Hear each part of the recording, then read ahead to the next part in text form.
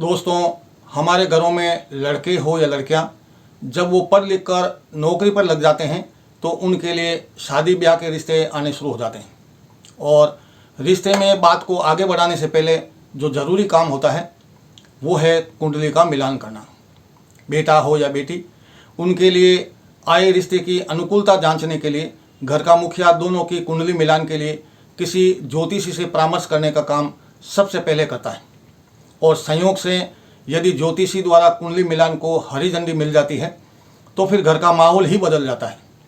घर में शादी का प्रसंग शुरू होते ही चहुं और खुशी का माहौल बन जाता है। पर सवाल ये पैदा होता है कि आखिर कुंडली मिलान करना क्यों जरूरी है? क्या कुंडली मिलान एक सफल वैवाहिक जीवन की गारंटी है? प्रेम विवाह के मामले में कुंडली मिलान न हो पा रही हो तो क्या करें? कई बार बिना कुंडली मिलान किए अथवा कम गुण मिलान वाले दंपति जीवन भर सुखी, संपन्न व संतुष्ट रहते हैं।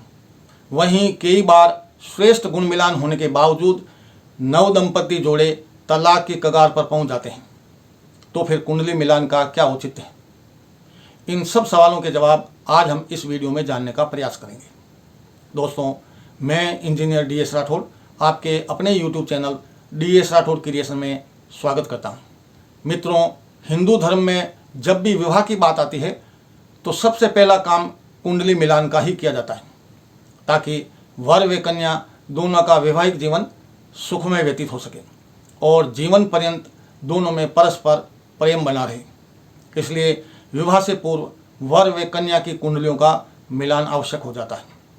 इसे गुण मिलान या मेलापक या अष्टकूट मिलान भी कहते हैं। अष्टकूट यानी 8 बिंदु। ये 8 बिंदु कौन कौन से हैं और गुण मिलान में इनका अलग अलग कितना महत्व है, ये हम जानने की कोशिश करते हैं। ये 8 बिंदु इस प्रकार हैं। पहला बिंदु वर्ण, दूसरा वश्य, तीसरा तारा, चौथा योनि, पांचवा ग्रह मैत्री, छठा गण, सातवां भकुट और 8वां बिंदु है नाड़ी। इस तरह से इन 8 बिंदुओं को उनके क्रम के अनुसार 1 से 8 अंक निर्धारित किए हुए हैं। यानी वर्ण को 1 अंक, वश्य को 2 अंक, तारा को 3 अंक, योनि को 4 अंक, ग्रह मैत्री को 5 अंक, गण को 6 अंक, भकुट को 7 अंक व नाड़ी को 8 अंक। यदि इन सारे अंकों को जोड़ेंगे तो कुल 36 अंक आएंगे और ये 36 अंक ही 36 गुण कहलाते हैं। यानी कुंडली मिलान में अधिकतम 36 गुण होते हैं। एक खुशहाल, सफल व सुखी वैवाहिक जीवन के लिए कम से कम 50% यानी 18 गुणों का मिलान होना जरूरी है। यदि 18 से कम गुण मिल रहे हैं तो विवाह की सलाह नहीं दी जाती। 18 से 24 गुण मिलने पर इसे औसत मिलान यानी एवरेज मैचिंग कहते हैं। 24 से 32 गुण मिलने पर इसे बेहतर मिलान यानी बेटर मैचिंग कहते हैं। और 32 से 36 गुण मिलने पर इसे बेस्ट मैचिंग यानी श्रेष्ठ मिलान कहते हैं। 36 में से 36 गुण मिलने पर इसे स्वर्ग में बने रिश्ते की उपमा दी जाती है। 36 में से 36 गुण मिलना अत्यंत दुर्लभ माना जाता है। धार्मिक मान्यताओं के अनुसार भगवान श्री राम व माता सीता जी के ही 36 में से 36 गुण मिले थे। यहाँ बहुत सारे दर्शकों का ये सवाल भी हो सकता है कि 36 में से 36 गुण मिलने के बावजूद भगवान श्री राम व माता जानकी जी का वैवाहिक जीवन इतना कष्टप्रद क्यों रहा? तो इसके प्रत्युत्तर में मैं यहाँ स्पष्ट कर दूँ कि भगवान श्री हरि विष्णु व माता लक्ष्मी जी ने मानव जाति के लिए इस धरती पर आदर्श स्थापित करने के उद्देश्य से ही भगवान श्री राम व माता सीता जी के रूप में मनुष्य देह में जन्म लिया था।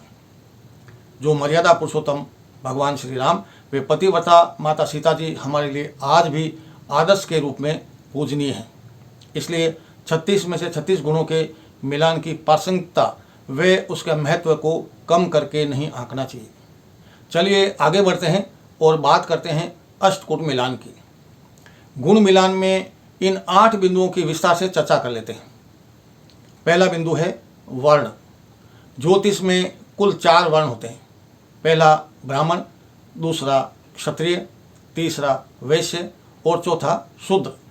यह 4 वर्ण जिसे हम आम बोलचाल की भाषा में जातियों से जोड़कर देखते हैं वो वर्ण नहीं हैं, बल्कि ज्योतिष में हम जिन 4 वर्णों की बात करते हैं वो नक्षत्रों के आधार पर होते हैं। जैसे कि मैं दिलीप सिंह राठौड़ जाति प्रथा के आधार पर क्षत्रिय वर्ण का हूँ, लेकिन मेरे जन्म नक्षत्र पुष्य के आधार पर मैं विप्र यानी ब्राह्मण नक्षत्र का हुआ। इसलिए ये जरूरी नहीं है कि जो व्यक्ति जिस जाति वर्ण में पैदा हुआ है वो कुंडली के हिसाब से उसी वर्ण का ही होगा। एक ब्राह्मण जाति में पैदा हुआ व्यक्ति जन्म नक्षत्रों के आधार पर शूद्र वर्ण का भी हो सकता है, और एक शूद्र जाति में पैदा हुआ व्यक्ति अपने जन्म नक्षत्रों के आधार पर ब्राह्मण वर्ण का भी हो सकता है। इसलिए यहाँ अष्टकूट में वर्ण को अपनी जन्म कुंडली के नक्षत्रों के आधार पर निर्धारित वर्ण को ही मानना चाहिए। 4, 8, 12 नंबर की राशियाँ यानी कर्क, वृश्चिक व मीन राशि के जातक विप्र यानी ब्राह्मण वर्ण के होते हैं। उसके बाद 1, 5, 9 नंबर की जातियाँ यानी मेष, सिंह व धनु राशि के जातक क्षत्रिय वर्ण के होते हैं। इसी तरह 2, 6 व 10 नंबर की राशियाँ यानी वृषभ, कन्या व मकर राशि के जातक शूद्र वर्ण के होते हैं। वर्ण विभाजन में ब्राह्मण वर्ण को श्रेष्ठ, क्षत्रिय वर्ण को उत्तम, वैश्य वर्ण को अच्छा व शूद्र वर्ण को सामान्य माना गया है। वर व कन्या की कुंडली मिलान में उच्च स्तर अथवा एक जैसा वर्ण होने पर 1 अंक मिलता है, बाकी के मामलों में 0 अंक मिलता है। इस गुण से वर व कन्या के बीच मानसिक सामंजस्य का पता लगाते हैं। इस गुण के लिए अधिकतम 1 अंक निर्धारित है। अब बात करते हैं अष्टकूट के दूसरे बिंदु की, जिसे वश्य कहते हैं।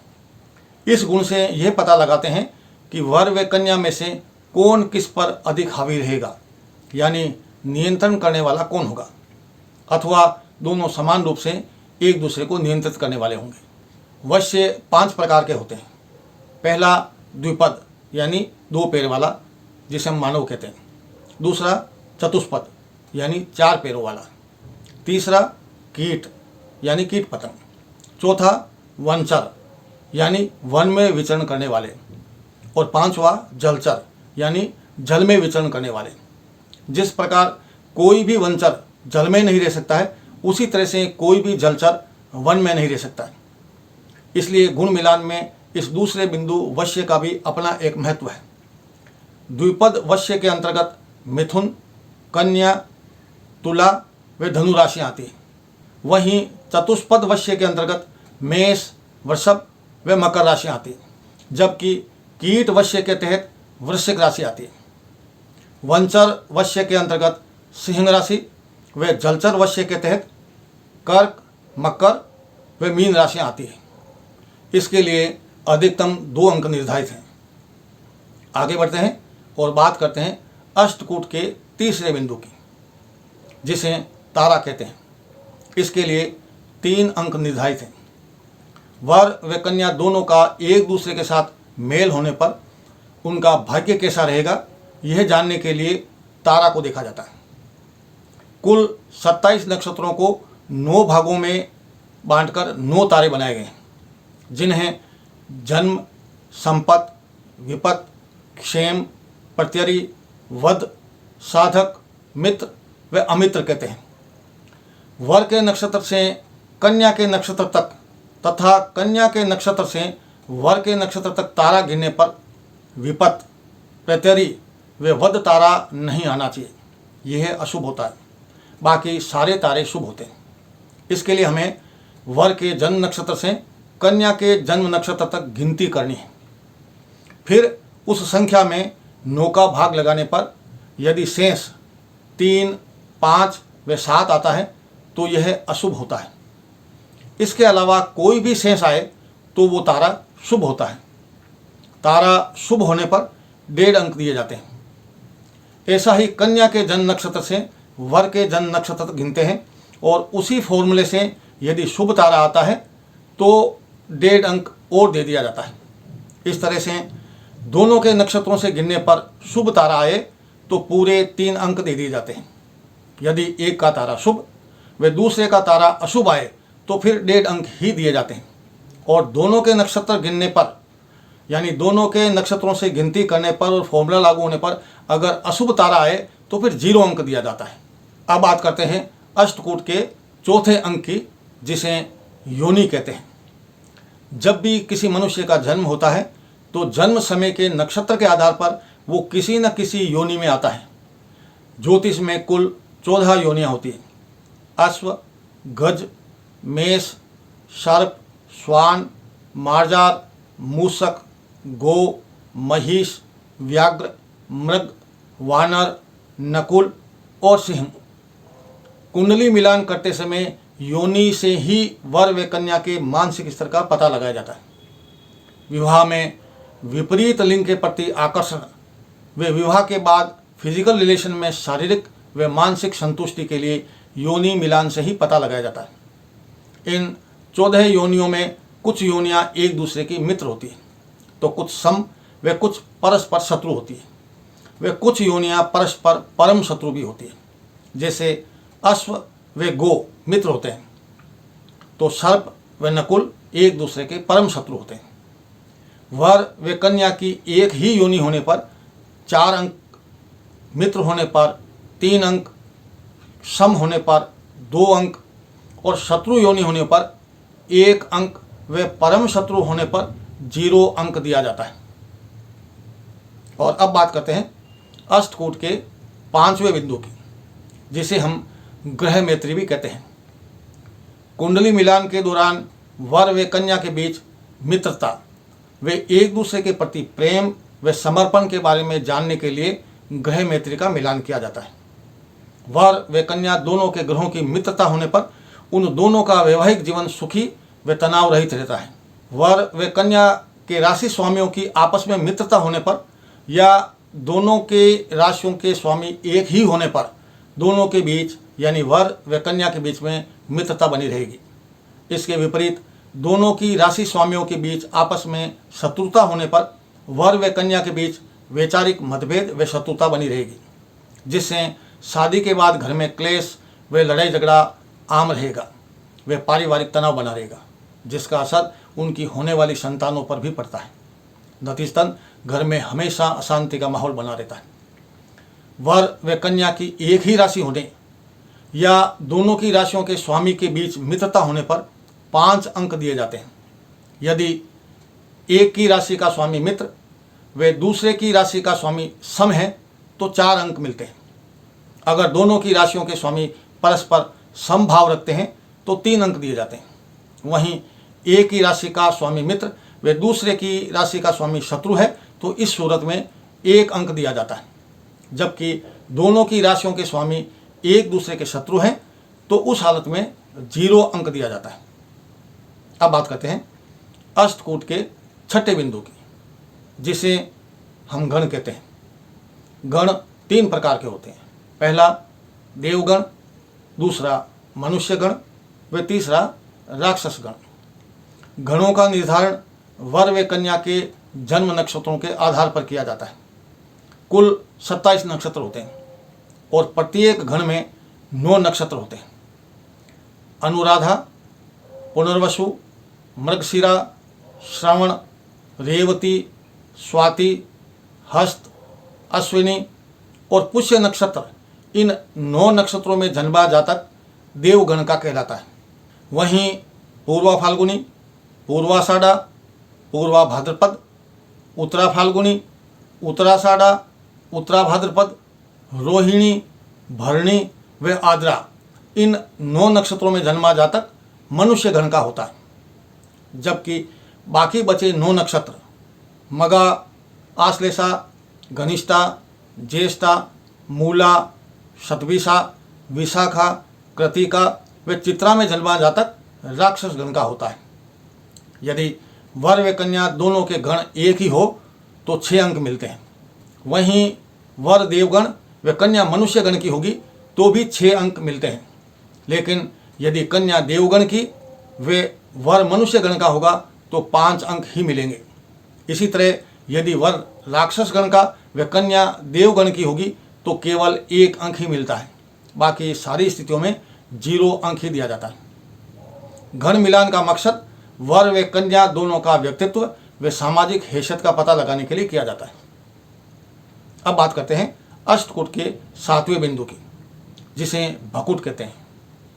वर व कन्या दोनों की इनकम व उनका जीवन काल यानी लाइफ स्पान तथा फाइनेंशियल स्टेटस व फैमिली हेल्थ एंड वेल्थ, इन सब की पोजीशन का पता करने के लिए भकुट का मिलान किया जाता है।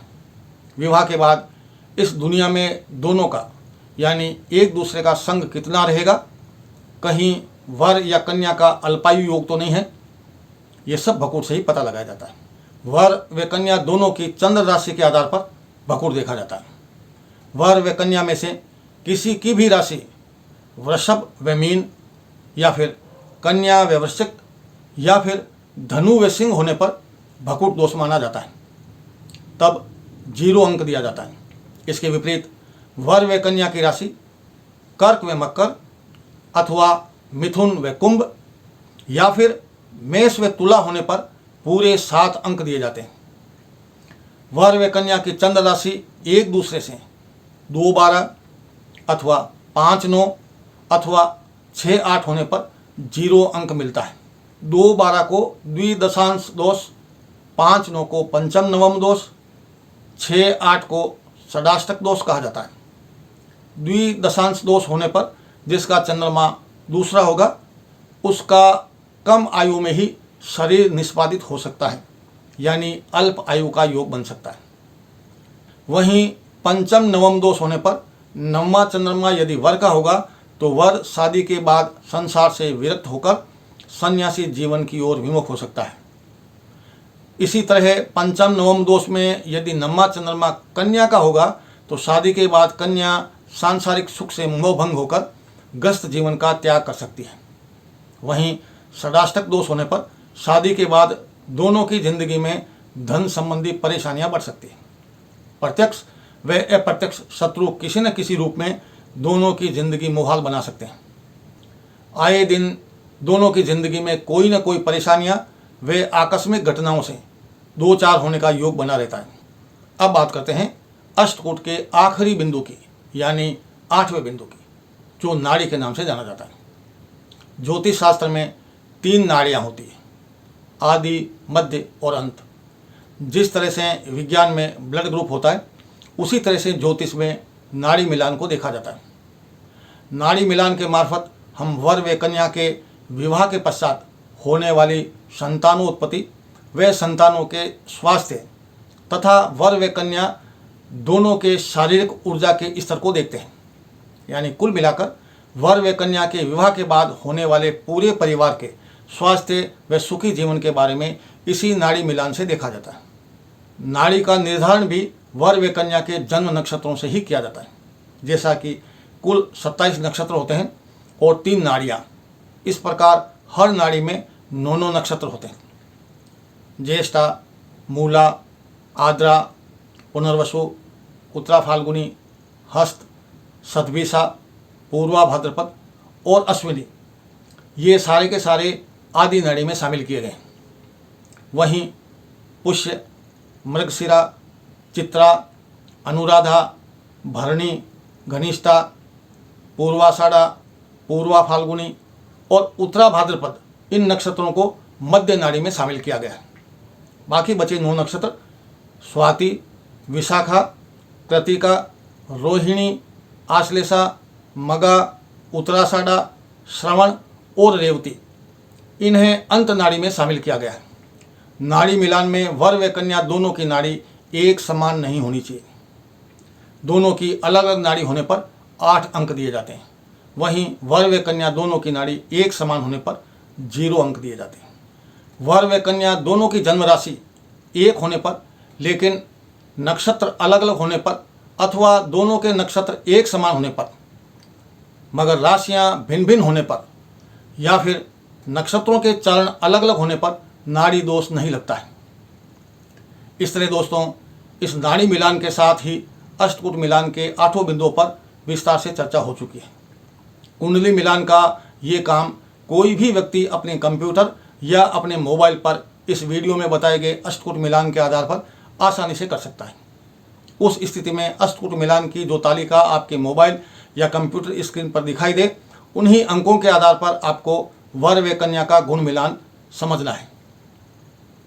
अब बात करते हैं उन सवालों की जिनका इस वीडियो के शुरू में ही हमने जिक्र किया था। हमारा पहला सवाल था, कुंडली मिलान करना कितना ज़रूरी है। इस सवाल का जवाब है, कुंडली मिलान करना उतना ही ज़रूरी है जितना कि सोच समझकर व सुरक्षित तरीके से हम अपनी ज़िंदगी में दूसरे निर्णय लेते हैं। जैसे हम आंखें मूंद कर सड़क पार नहीं कर सकते हैं, या फिर अपने बच्चों की कुछ दिनों की ट्यूशन के लिए सोच समझकर हम जो ट्यूटर को रखते हैं, तो फिर जिसके साथ पूरी ज़िंदगी बितानी है उसके बारे में सब कुछ जानना भला क्यों ज़रूरी नहीं है। इस स्थिति में एक कुंडली मिलान ही एकमात्र तरीका है जो दूसरे पक्ष की संपूर्ण व सटीक जानकारी हमें दे सकती है। इसलिए कुंडली मिलान जरूरी हो जाता है। हमारा अगला सवाल था कि क्या कुंडली मिलान एक सफल वैवाहिक जीवन की गारंटी है। हमारा उत्तर है बिल्कुल नहीं। लेकिन इसका मतलब ये नहीं हुआ कि कुंडली मिलान का महत्व ही कम हो जाता है। जिस तरह से एक बड़े से बड़ा डॉक्टर अपने मरीज के ठीक होने की गारंटी नहीं ले सकता है, तो क्या पूरा मेडिकल साइंस व उसकी उपयोगिता कम थोड़े ही हो जाती है। ठीक इसी तरह से कुंडली मिलान भी 100% एक सफल वैवाहिक जीवन की गारंटी नहीं हो सकती है। 90% मरीज डॉक्टर के इलाज से ठीक हो जाते हैं, जबकि 10% केसेज में डॉक्टर के अथक प्रयासों के बावजूद मरीज को बचाया नहीं जा सकता है। उसी तरह से कुंडली मिलान में भी 90% मामले नव दंपति के सुखी वैवाहिक जीवन पर खरे उतरते हैं। वहीं 10% मामले श्रेष्ठ कुंडली मिलान के बावजूद नव विवाहित जोड़े सुखी नहीं रह पाते हैं। इसका मतलब साफ जाहिर है कि भले ही कुंडली मिलान सफल वैवाहिक जीवन की गारंटी न हो, उसके बावजूद भी कुंडली मिलान की प्रासंगिकता कम नहीं हो जाती है। हमारा अगला सवाल है कि क्या प्रेम विवाह में भी कुंडली मिलान करना जरूरी है। इसका सीधा सा जवाब है कि यदि मामला प्रेम प्रसंग से काफ़ी आगे बढ़ चुका है, तब कुंडली मिलान की बात करना ही बेतुकी है। क्योंकि यदि कुंडली मिलान न हो पा रही हो तो क्या वो प्रेमी जोड़ा विवाह बंधन में बंधने से इनकार कर सकेगा? शायद नहीं। तो फिर कुंडली मिलान का सवाल ही कहाँ उठता है। हाँ, अगर प्रेमी जोड़ा कुंडली मिलान के परिणाम को स्वीकार कर उसी अनुरूप निर्णय लेने के लिए तैयार हो तो कुंडली मिलान अवश्य किया जाना चाहिए। और हमारा आखिरी सवाल था कि लड़के या लड़की की उम्र शादी की उम्र से काफ़ी ज़्यादा हो जाए तो क्या कुंडली मिलान करना चाहिए। ऐसे सवालों के जवाब शास्त्रों से नहीं बल्कि हमें अपने विवेक से ढूंढे जाने चाहिए। और विवेक यही कहता है कि उम्र ज़्यादा हो जाने के बाद कुंडली मिलान की लकीर को पीटना समझदारी नहीं है। कुंडली मिलान व मुहूर्त जैसी बातें तभी शोभा देती है जब हमारे पास समय की पर्याप्त उपलब्धता हो। मारवाड़ी में एक कहावत प्रचलित है कि हाथ खैवड़ा ने आदितवार का दावे, यानी जिसको सांप काट जाए उसके लिए मुहूर्त देखना समझदारी नहीं है।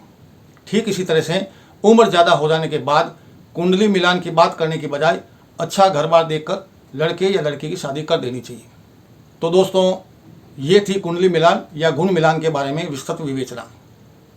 आज का ये वीडियो बेशक लंबा जरूर हो गया है, लेकिन हमारा विषय ही अपने आप में एक महत्वपूर्ण व 2 जिंदगियों से जुड़ा विषय था, जिसके बारे में विस्तार से चर्चा करना जरूरी था। इस वीडियो के आखिर तक बने रहने के लिए आपका बहुत बहुत धन्यवाद व आभार। आपसे विदा लूँ उससे पहले हमेशा की तरह एक ज़रूरी बात, अपने माता पिता व बड़ों का आदर करना न भूलें और अपने वतन व अपनी मातृभूमि के प्रति हमेशा वफादार रहें। आखिरी व ज़रूरी बात, किसी भी प्राणी से उसके जीने का हक न छीनें, यानी शुद्ध शाकाहारी बने रहिए। आज के लिए बस इतना ही। मिलते हैं अगले वीडियो में ऐसी ही किसी रोचक व उपयोगी जानकारी के साथ। तब तक के लिए अपने दोस्त इंजीनियर DS राठौड़ को इजाज़त दीजिए। नमस्कार, जय हिंद, वंदे मातरम।